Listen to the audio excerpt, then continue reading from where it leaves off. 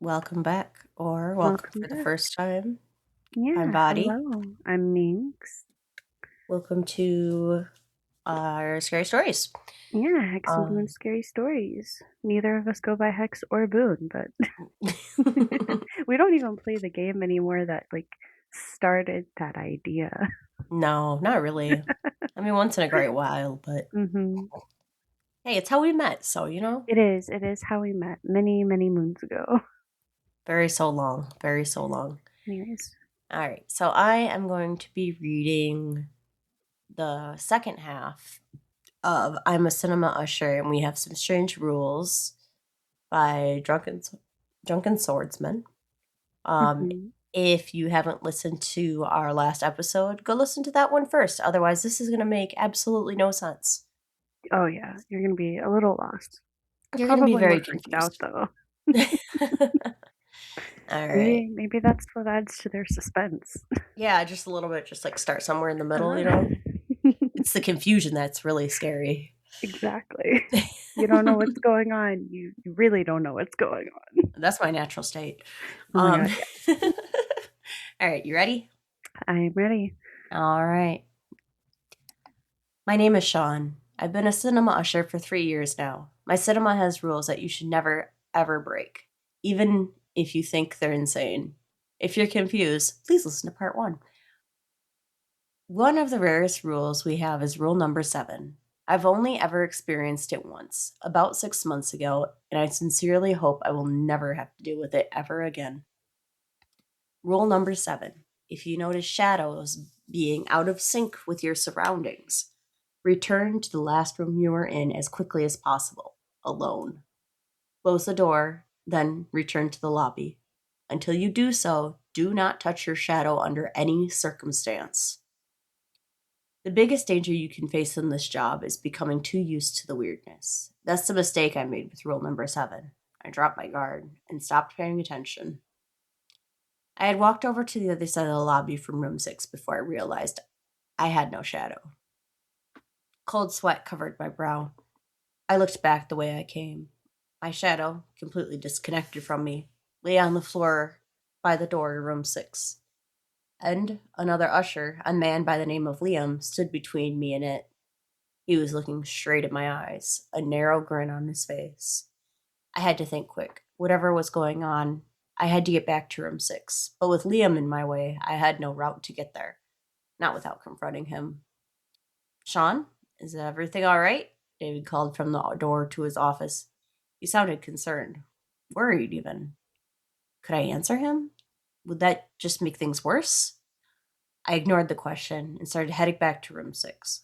The more I looked around me, the more clear it became how strange my surroundings were. Every shadow was thrown into a different direction, as if each item was illuminated by a different light source. I was nearing Liam now. I slowed down, walking in a manner I hoped would appear nonchalant if I could just get past him and to the door. David asked you a question, Sean, Liam said. The thin smile was still plastered over his face. He stepped in front of me, barring my way. I heard him, Liam. I just forgot something in room 6 is all. And what is that, Sean? What'd you forget? He knew. I could see it in his eyes. Liam, well, the thing masquerading as Liam, knew what I was trying to do. It knew I wasn't fooled by its act. I heard the office door open behind me. Footsteps approached. Sean? Asked David. What did you forget? He walked around me to stand next to Liam. I had convinced them I didn't realize anything was wrong.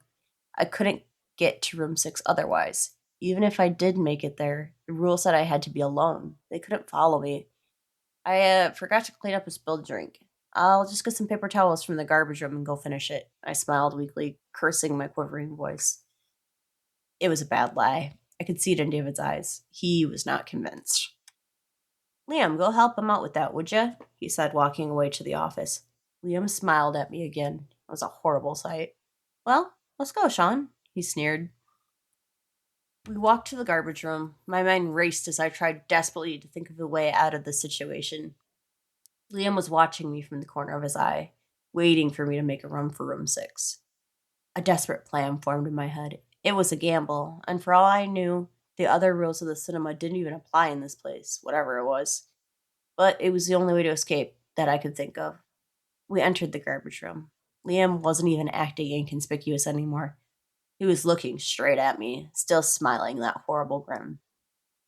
With Liam following, I walked to the back of the garbage room and punched him in the face with all my strength. The thing wearing his body stumbled backwards, surprised, and in a second of time it brought me, I scrambled into the air duct in the back of the room, opening it the last second. The thing's fingers grabbed me from behind and turned me around to face it. The look of the look of humanity Liam had worn before was shedding off like snakeskin. His grace view disproportionate, his eyes pools of shadows. He laughed in my face. I knew you weren't fooled. I knew it. Well, playtime's over. Time for you to meet your shadow. It snickered insanely. I hope you like it here, because you're going to be staying with me. I kicked out desperately, fighting against the thing's strength as it gripped my arms. I managed to turn us around, ramming its back into the open air duct. It screeched in pain. Ever since your master has made his foolish rules, I have been alone. Well, no more. First you, then him. Finally, I heard what I'd desperately been hoping for. A sound coming from the air duct behind Liam. The scuttling of many thin feet. The thing only had a second to realize what I had done. Its eyes widened. No!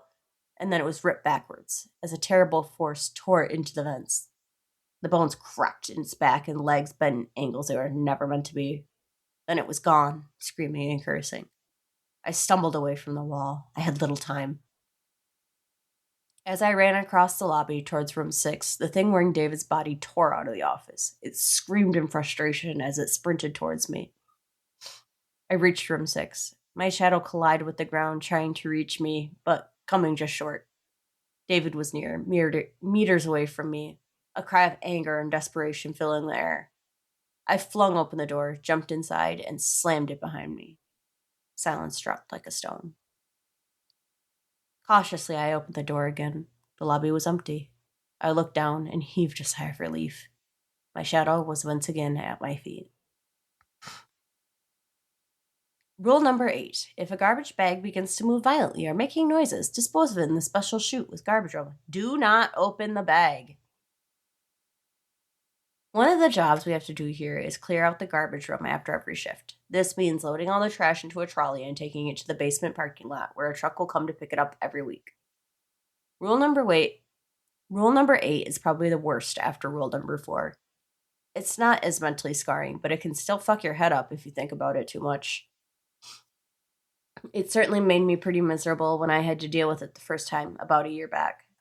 I was almost done with the trash that day. One more trip to the trolley should have done it. I was looking forward to the end of my shift, the warm embrace of bed at home. That's when the garbage bag spasmed, dropping to the ground with a wet, organic thud, and started screaming. Help me! Oh God, please help me! I screamed and jumped back. The bag withered on the floor as whatever was inside it strained against the thick plastic. It cried it out again in panic. God, please, let me out. I can't breathe. My heart was pounding. With shaking fingers, I reached for the bag to tear it open and free the person trapped inside. I grabbed at the plastic and froze. The thing in the bag screamed in pain and fear. Is anyone there? Please, you have to help me. It started sobbing, the plastic shaking and curling on itself. A chill ran down my back. This thing sounded human. It sounded as if it was in pain. It sounded real. But this place had taught me not to believe anything I saw or heard. Cautiously, I took hold of the bag. A hand shot out of the withering mass and grabbed my arm. I yelled and stumbled back, breaking the thing's grip. Help me, you have to help me, I can't move, I can't breathe, I can't. The arm had been real enough. I could feel its grip where it caught me. The arm had been human-sized, but no human could have fit in that bag. I grabbed the twisting, amorphous mass. The hands grabbed at me through the plastic as it screamed for help into my face. Staggering with its weight, I lurched over to the garbage chute and dropped it over the edge. It caught onto the edge with the hand. Please, please, it whimpered, almost whispering where it before had been shouting, I can't go back. Please, don't. I brought the lid of the chute down on its fingers. It screamed, slid down the chute, clawed at the sides as it disappeared into the dark. and went silent. Oh, shit. Sorry. Okay. Rule number 9. If anyone exit the room 3 during a show, do whatever they ask. Inform the manager immediately. For all the wrong reasons, this story isn't like the others I've told. This story would be different, and I'm not sure I like that. I'm not sure where it will lead me and this cinema, because this story happened yesterday. Even though David's warmed me in Even though David's warmed to me in the time I've been working here, I think he might even trust me. He hadn't said anything about room 3. To be fair, I've been too afraid to ask. So, Rule 9 has always been a source of mystery and no small amount of apprehension. No one I asked could even remember a time when they had to obey it. Strange though it may seem, no one had ever exited room 3 during a projection, at least not in the years I've worked here. No one could remember David ever explaining the command or even talking about it. Rule number 9 was as big a mystery as the room it concerned. So nothing could have prepared me for yesterday. When the door opened and a smartly dressed man walked out of room 3, I froze in my tracks. No amount of experience in the shop could have prepared me for that. He walked over to me as I stood staring in amazement and fear. "Good evening, sir," he said. His voice was flat, emotionless, a blank slate. But unlike the thing from rule number 4, it was unmistakably human. Good evening, I stammered finally. The man smiled in slight amusement. "I wish to speak to the manager." "Shit. Right, right this way, sir," I replied, trying to fake a calm I didn't feel. I wish I could have told the thing to stay, that I could have warned David. But as if but it was as if my brain was an ice, sluggish and unresponsive. We walked over to the office and entered. I didn't even have time to talk. David looked up, saw the man, and went sickly pale. "Roll number 9, Sean?" "Yes." "Beavis, please. Wait for me outside." I obeyed. Nothing could have made me made me remain in that room. Absolutely nothing. I exited into the lobby and waited. Time went by. I could hear the murmur of conversation from inside the office. Occasionally, David's voice would rise in volume. I swear at one point I heard him weeping. It was half an hour until David opened the door and walked out. He was even paler than before, like all the blood had left his body. His hand shook very slightly, but I noticed. In the second before he closed the door, I could see the room behind him. It was empty. The man had gone. "David?" I asked cautiously, not knowing what to say. Is everything. What happened?" David fixed his eyes on me. They were red rimmed and bloodshot. "Go home, Sean. Rest. Sleep. Prepare." "Why? Prepare for what?" "We're going to break rules 10 and 11 tomorrow." Walking to work yesterday was the hardest thing I've ever done. Anticipation and fear mixed with me in equal measure. David's recommendation to rest and sleep had proven to be impossible to obey, and I had spent the whole night dreading what would come in the morning. When I came to work, I found the cinema empty. A sign at the entrance announced "closed temporary due to equipment malfunction." David was already there. He sat in his unlit office, staring at the wall in silence. I walked in and stood at the door. I didn't have the courage to interrupt his thought. Eventually, he looked up. "Sean," he said, his voice hollow. "I'm sorry. My mind was somewhere else." He got up and walked over to me. "You said we were going to break rules today," I said. "Yes, rules number 10 and 11. Rule number 10, if you find a book bound in black leather on the premises, do not open it. Rule number 10, the black book, as we like to call it. You'd see pretty much every shift, and overcoming the need to open it was one of the first things you learned to do on this job. No one knew what was inside its yellowed, ancient pages. It moved and shifted mysteriously. You'd see it in the corner of the garbage room, propped up invitingly in the corner. You'd walk over to a room or to the office, only to see it first on the ground in the lobby, and then in the office itself, lying on David's table as if it had always been there. We'd never seen David open it. It seemed I was going to see it now. It took us an unusually long time to find the book, searching first the office and then the lobby and the rooms. When we returned in defeat, uh, only to find it sitting on one of David's filing cabinets. He snorted derisively. He went to pick it up. Its ancient-looking pages, yellowed by time, crackled as he opened it cautiously. From where I was standing, I couldn't see the words within, and moved to look over them with his shoulder. David slammed the covers closed. Not yet, Sean. Soon. My temper flared. David, I don't know anything about what's going on. I don't even know what we're going to do here today or why we're breaking two of our rules.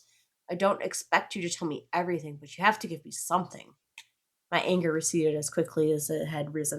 I realized this, despite everything, was my employer. David smiled wryly. There was a second's silence.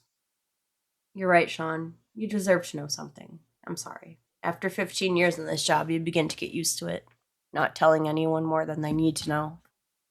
13 years ago, I made a mistake, Sean. Room 3 tricked me by using its affection for someone close to me. I opened the room and almost brought disaster on us all. It's ironic. Only the sacrifice of the person I thought I was saving helped delay the disaster. Delay? Yes, Sean, we borrowed time. Yesterday, that time ran out. Unless we act, room 3 won't even need anyone to open it anymore. It'll escape by itself, and I can't allow that. And the book? What is it? I guess you could call it a manual of sorts. The rules of the cinema are all in here. He looked down at the pages again. I could tell this impromptu, informal talk was over. I could be happy for even the little I had gotten. David turned some pages, scanning their contents before pointing at a piece of the page and smiling to himself. Sean, I'm gonna have to ask you to leave the room for a little while. Just for a little while. This shouldn't take long. I hesitated, but obeyed.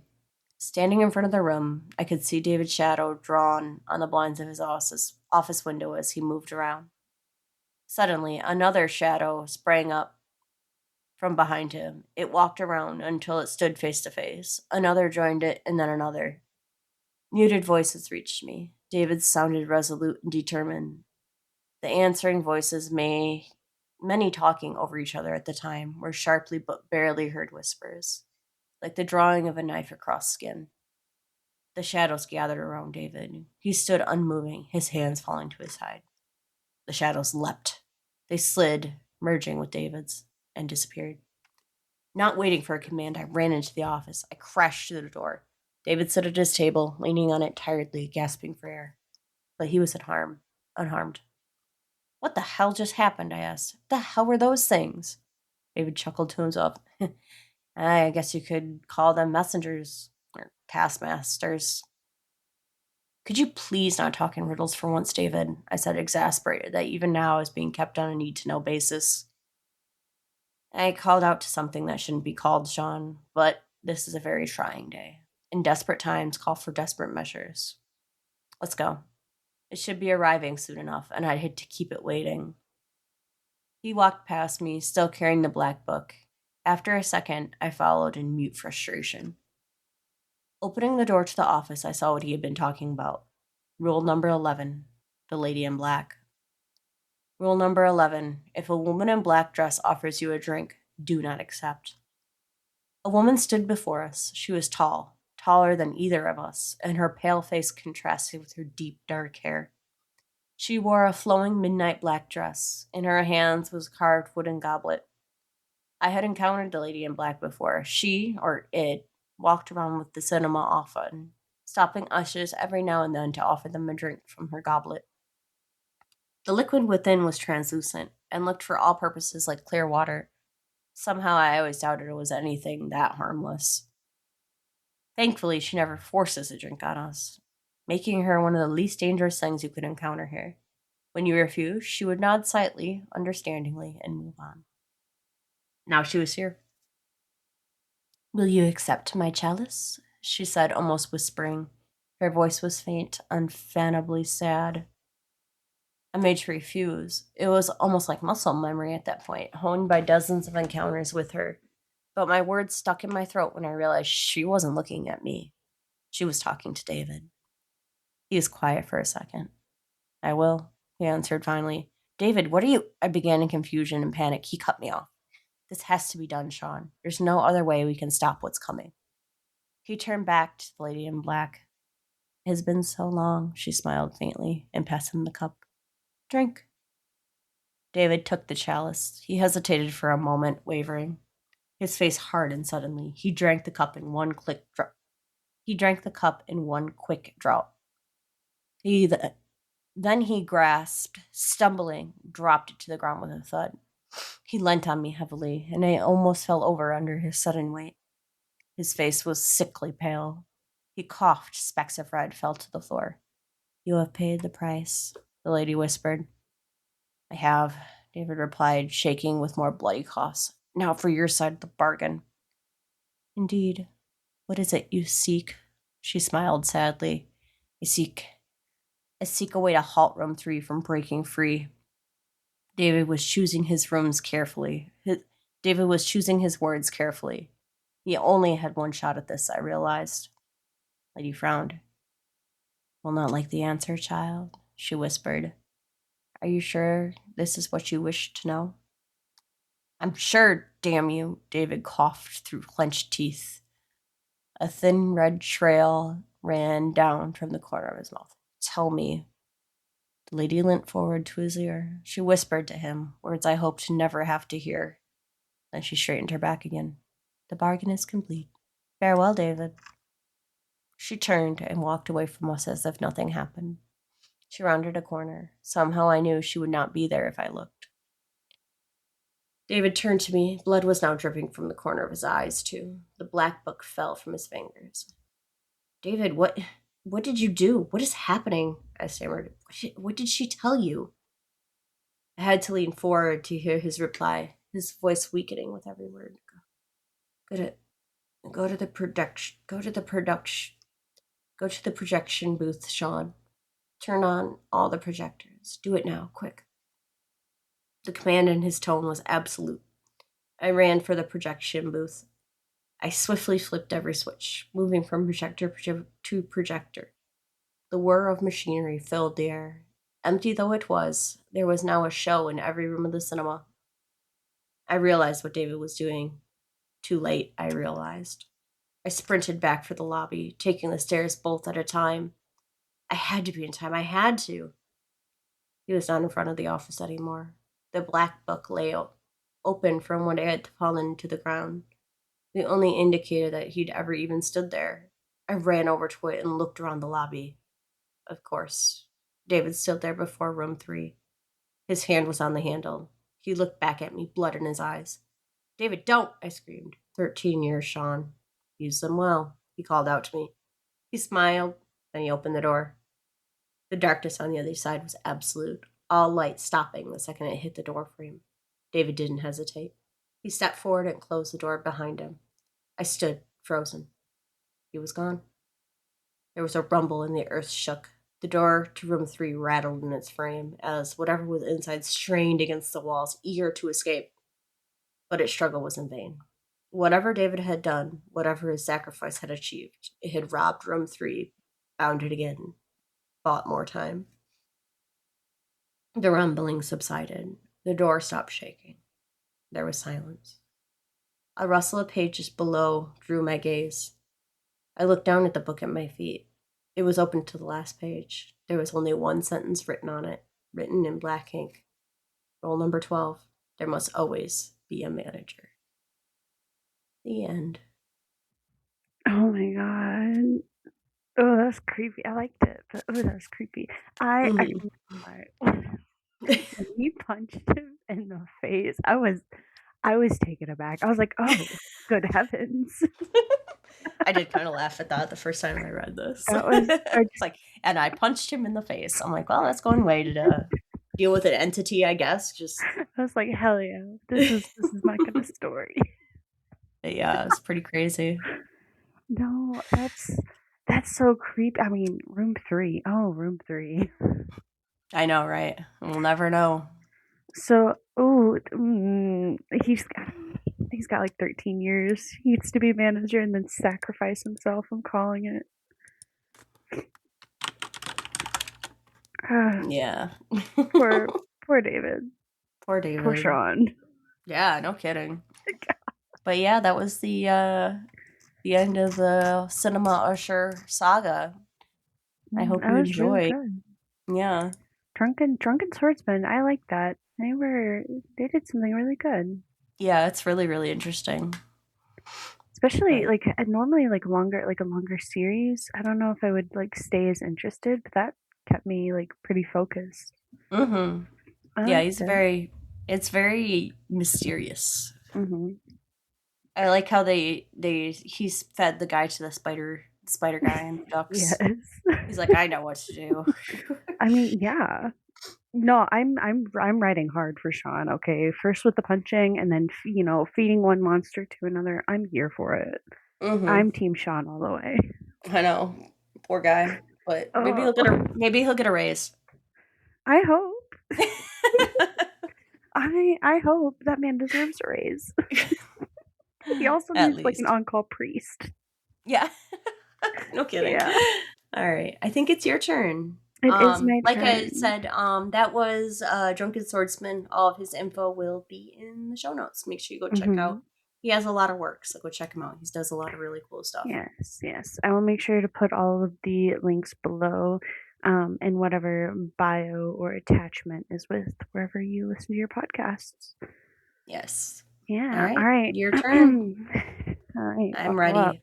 So I originally was gonna do part two of the series or of the story I read last week, but there is no part two. If there is, I'm really bad at finding it. So, add that to my resume. But I found another one by the same author, Pentyworth 223 or Zeldry. And it is titled I Take Confessions from Cryptids. One just told me something I wasn't supposed to hear. Alrighty. Got your popcorn? I'm ready. Let's go. Alright. Internal Department File, Confessional Transcript number 37A. Clergy Consultant, redacted. Subject, Type 7. The Wailing Heart. Status, contained, Level 3. Psychological observation date, redacted. I know how this sounds. You're already picturing a padded cell and a man whispering to himself in the corner. That's fair, I would too, if I hadn't been in the room when the skinwalker asked for forgiveness. Not metaphorically, not as some vague superstition. It spoke. To me, with a mouth that wasn't designed for language. I'm not a priest, not officially. I used to be. Catholic seminary dropout, class of 2008. But faith never really left me. It just got rerouted. After I left, I started working as a crisis counselor. One thing led to another. Eventually, someone from the federal side knocked on my door, said they were assembling a discrete unit for psychological containment and needed someone trained in theology and trauma. The job offer was vague. The pay was not. I signed the NDA and never looked back. My official title is Clergy Consultant for Type 7 Interactions. Internally, they just call us Sin Eaters. I work underground, a black site known only to the highest rungs of the department. Picture a concrete hive, windowless, buried under God knows where. My room has 2 chairs, a crucifix bolted to the wall, which is required, and a fine red line painted across the floor between me and whoever, or whatever, I'm talking to. They bring them in one at a time, shackled, sedated, sometimes bound in chains that rattle like old bones. Most don't speak. Some scream, a few cry, and on rare occasions one will ask to confess. They never lie. Last Tuesday, they wheeled in subjects I hadn't seen before. Type, humanoid, cervid, hybrid. Alas. The alias, the Wailing Heart. Origin, Appalachian Exclusion Zone. Containment breach history, redacted. Speech capacity, limited. Mimicry, possible. It stood 8 feet tall. Thin, malnourished. Almost, but the skin was taut like leather over muscle. Antlers twisted out from its skull like black branches burned in a fire, and its eyes. There were too many. Not just two, but several, blinking out of sync across its face. It had no mouth, not at first. Then it grew one, and it whispered, "Forgive me, Father, for I have seen what comes after the end." I was trained for this. I've listened to abominations wail about the sins of forgotten civilizations. I've been told of feast rituals, dark places under rivers, even ancient names whispered by the wind. I can handle all of that. But something about this one. The lights dimmed when it spoke. The wall began to sweat. My skin crawled with a sensation like static and fingers beneath it. "I did not mean to listen," it rasped. "But I did. It spoke from the blind side of heaven, and now I cannot forget." Its voice shifted, deepened, became many voices at once, all saying the same thing. "They are coming back to take their silence." I don't know what that means, but I haven't slept since. I asked who they were. Its head jerked violently, like something yanked it from behind. Then it whispered, "The ones who walked the garden before man. You buried them in story, you chained them in myth, but prayers rot and blood sings louder." The heart didn't blink any of its eyes. They all locked on to me. Even the one just beneath its jawline. Even the one that wept a dark, tar-like fluid from the side of its skull. It leaned forward, the red line between us practically pulsing on the floor. For a second, I thought it would cross it. That thing wanted me to hear this so closely, but it didn't move further. It just opened that stitched together mouth and spoke again. "The end isn't fire or flood, not this time. The end is remembering." I asked it what it meant. I kept my voice calm, steady, my notes from training running through my head like a litany. Establish dominance through stillness, keep it talking, focus on the logic of the confession, not the content. But there was no logic to this. "There is a song written in the meat of all things," it said. "You sang it once before language, before names, and then you forget." Its fingers, too long, too many joints, flexed like claws against the cuff binding it to the chair. It didn't struggle. It didn't need to. I heard the song. It hissed. I heard it beneath the roots, where the first clay bled. It was never meant for ears. I bled from mine for days. I still do inside. I noticed then the faint trail of black along the sides of its neck, like dried blood, cracked, layered. "There's something under your faith, Father," it said in a softer, almost childlike voice, "and it remembers you." The lights went out, just for a second, long enough for me to hear it move, only it hadn't. When the emergency fluorescence kicked on, the thing was still there, staring, smiling. Its mouth hadn't stopped moving. I checked the tape later. It only spoke 39 words aloud, but the tape caught hundreds, hundreds of whispers layered underneath its voice. Words and languages I've never heard and don't want to understand. Even the audio engineer flagged the frequencies as non-human cognitive patterns. I haven't been right since. That night, I dreamed in static. I stood in a desert made of salt and bone, and something vast watched me from behind the stars. I couldn't move. I couldn't even scream. My body was stuck in a cruciform pose, arms splayed outwards, held by an invisible force. The heart stood at the edge of the desert, far away, still speaking. The sky rippled open, and a black limb reached down, not from space, from behind it, like it peeled reality away and slid through. When I woke up, I had nosebleeds for 3 days straight. 3 nights ago, I saw one of the other subjects watching me through the observation glass. It shouldn't have been aware. It's a type 3, no higher cognition, but it pressed its face against the reinforced window and whispered something with no mouth. I don't know how I heard it. I've been hearing a lot of things lately. I don't sleep anymore, not fully, not without the dream returning, the salt desert, the limb, the wailing heart's voice whispering from 1,000 throats. And I'm starting to see shapes in mirrors that aren't mine. There's something else. I didn't want to admit it, but I think I'm starting to understand the language on the tape. Just little pieces, sounds that shouldn't make sense suddenly do. I wrote one of the words down last night in my sleep. I found the paper this morning beside my bed, written in charcoal from a fire I don't remember lighting. The word means unmaking. I haven't reported it yet. I've started lying during my wellness checks. The psych evaluators are trained to spot instability, but I know the system. I used to be part of it. I smile. I breathe evenly. I answer the questions like I'm still in control, but I've stopped letting them monitor my sleep patterns. I've disconnected the biometric feed last week. I blamed it on a static surge. If they knew I was dreaming in tongues, understanding them, I'd be sent to the deep levels. I've seen what happens down there. That's where they keep the breathers, the ones who no longer speak in human thought, the ones that don't need confession, only containment. But part of me wants to go back. I want to ask it what else it saw, what else it heard, what else is coming. I don't know if it's curiosity or something worse growing inside me. Either way, I'll write again if it lets me. If any of you are reading this and want updates, I guess just let me know. I'm not even sure if I should be talking about this anymore. I know they'll come for me if I write more, but silence feels worse. The end. Sheesh. It's creepy. I want more from it.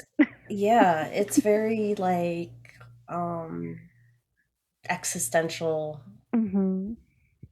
I don't know. I kind of wish I had creepy quiet whispers underneath my voice. I know. Like, could you imagine speaking and then like thousands of whispers fall? Like, oh, ooh.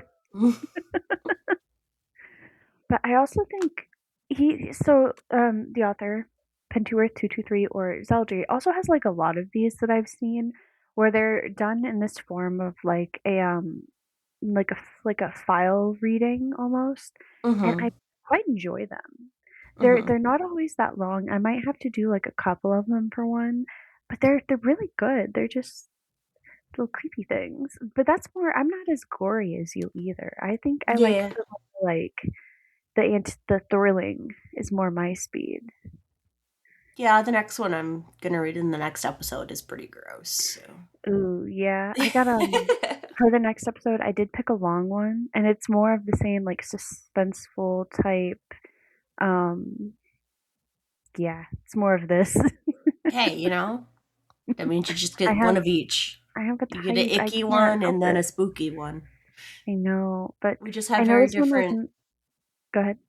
We just have very different likes when it comes to horror, I know. but I that's know this okay. one wasn't as long though, but we'll make up for it with the next one because that one's gonna be Absolutely. a lot longer. Yeah, I have another one from Saturday to read Ooh, next good. week. So I was looking at some of those. yeah, but yeah. Alrighty. Anyway, if you're listening on YouTube, please be sure to leave us a nice comment, subscribe, Yeah, let us know please. what you think if you have a favorite of the two. Um, and then as always, if you want to email us a submission, the email will be posted below in the description with all of the links to the amazing authors that we are narrating stories from. Absolutely. Yeah. All Yeah, right. I think we'll see you next time then. All right. Till we Um, meet again. yeah, good luck sleeping. All right, All right. bye-bye. Bye.